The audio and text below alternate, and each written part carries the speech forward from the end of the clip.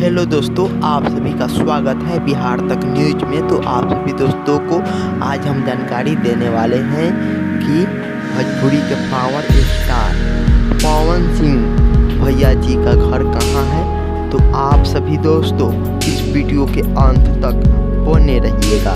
तो चलिए दोस्तों, अब हम वीडियो को शुरुआत करते हैं कि भोजपुरी के पावर स्टार पवन सिंह भैया जी का घर कहाँ है। तो चलिए दोस्तों, पवन सिंह भैया जी का घर है बिहार के आरा जिला में।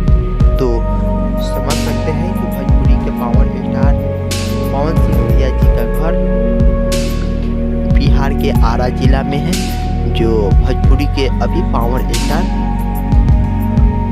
बरकरार है, रहे हैं और अभी है। तो चलिए दोस्तों, अब हम लोग अगले वीडियो के साथ मिलेंगे। तो वीडियो को लाइक